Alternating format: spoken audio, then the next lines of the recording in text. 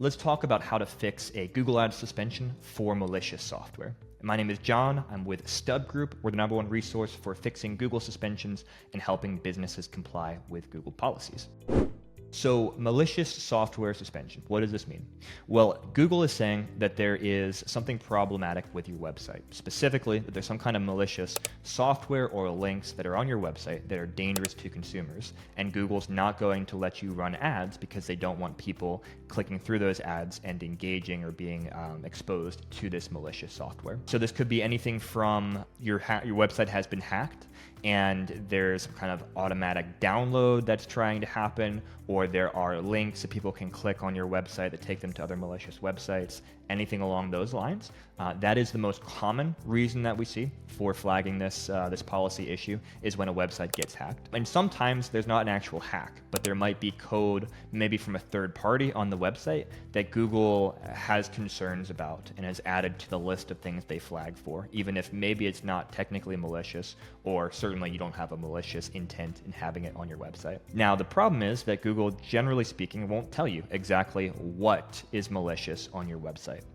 Sometimes we can get specifics out of them in terms of links, but often they'll just give you these general boilerplate answers of there's a problem, but it's up to you to fix it. So when you need to fix this, first of all, you need to really dig into your website, ideally with a developer and with scanning tools, to see, is there truly something malicious going on?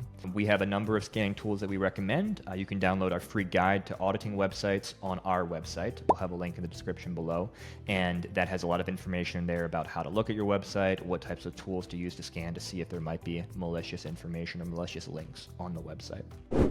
And so if you find something malicious on your website, obviously that's a problem and you need to fix it. And so you need to fix it, and you need to kind of document what you're doing to fix it, and document what additional security protocols or tools you're putting into place to protect your website in the future, so that you can go to Google as part of the appeals process and say, hey, here's not only what we've done to fix the problem, but here's what we've done to try and make this problem not happen again in the future. Now, sometimes you'll have this issue with Google where you fixed a problem that you found, and all the scanners are saying everything is good and clean, and yet you go to Google and you're appealing a suspension or disapproved ads, and Google keeps giving you the same answer, saying there's still a problem. And we've seen two different things happen here. Sometimes we've seen there actually is still a problem, and even deeper, digging into the website reveals something that was hidden really, really deep in a database or something, and Google was correctly flagging the issue.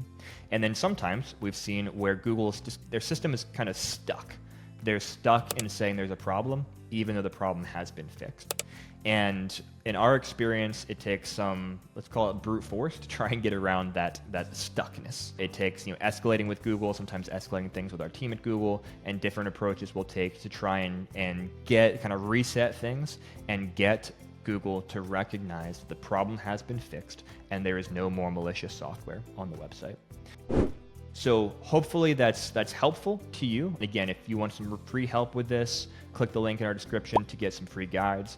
If you want to hire us to help you actually do the work for you, fix the problem for you, we'd love to help as well. You can reach out through our website, StubGroup.com.